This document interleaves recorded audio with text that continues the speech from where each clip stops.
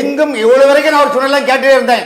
அதாவது என்ன ப்ரூடா ஒரு அளவுக்கு ஏங்க இதயத்துள்ள அவர்கள் ப்ரூடா பிஜேபி அட்டாக் பண்ணுவார். ஆனா இவ்வளவு சர்க்கஸ் கொடுத்த ரிப்பனை விட்டு ஒரே எல்லாரும் பார்த்தாங்க. எங்களுடைய கட்டமைப்பு ஸ்ட்ராங்கா இருக்குது.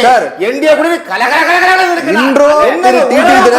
இன்னைக்கும் திரு டிடி தினகரன் சொல்றாரு எடப்பாடி பழனிசாமி தலைமையில கூட்டணி நாங்க வர மாட்டேன்னு சொல்லிட்டாரு. கேஎஸ் அழகிரி சொன்ன கருத்து அவர் சொல்லி உள்ளார்.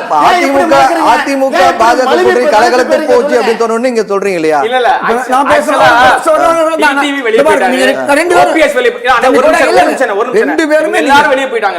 அப்ப கூட்டணி கலகலத்துன்னு தானே சொல்றாரு அவரு. வேற என்ன சொன்னாரு? ரெண்டு பேரும் பேசும்போது நான் அந்த லாவணி பாடம் வரல. கேக்குற கேள்விக்கு பதில் சொல்றேன். சரி. இப்ப நான் மீண்டும் சொல்றது மொத்தம் 2 கட்சி தான். 7-8 கட்சி இருந்துச்சு. சரி. 2 பெரிய கட்சி இருக்கு. இன்னும் உங்களுக்கு பாமக இவர்களோட இன்னும் வந்து சேரல. சரிதானா? தேமுதிக இவங்களோட வந்து சேரல. இவங்களுடைய இருந்த கட்சி பூரா கலகலத்து போய் நிக்குங்கிறது உண்மை. என்னன்னா பாமக கலகலத்து போச்சு. பாமக உடைவதற்கும் பாமக குடும்பத்துக்குள்ளே குழப்பத்தை ஏற்படுத்தி கட்சியை மூன்றாக பேசும் திமுக தான் காரணம். அதிமுக குழப்பங்களுக்கு பாஜக காரணம் அவங்க சொல்றாங்க. சார் இன்னைக்கு தமிழ்நாட்டில் இருக்கிற அதிமுக குழப்பத்துக்கும் பாமக குழப்பத்துக்கும் திமுகவுடைய உச்சக்கட்டத்துடைய குழப்பத்தை ஏன்னா அவங்க இது பண்ணாதான் இவங்க இந்த ஆட்சிக்கு வர முடியும். அதிமுக குழப்பத்துக்கு திமுக தான் காரணமா? என்னங்க அதிமுக நடக்குதுங்க. அது வேணாம்.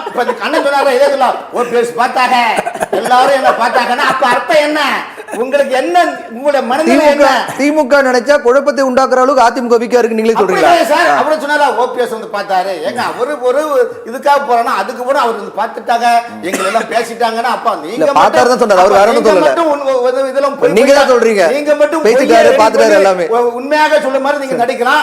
நாங்க உண்மையை சொன்னா அது பொய்யாயிருமா? ஏன் நேரத்தை நான் எடுத்துக்கிறேன். அவருக்கு இடையிட காமெடி தேவைப்படும் நமக்கு. ராம காமெடி இது ராம காமெடி சொன்னா உங்களுக்கு காமெடி தான் சார் இருப்பீங்க. நான் சொல்றேன்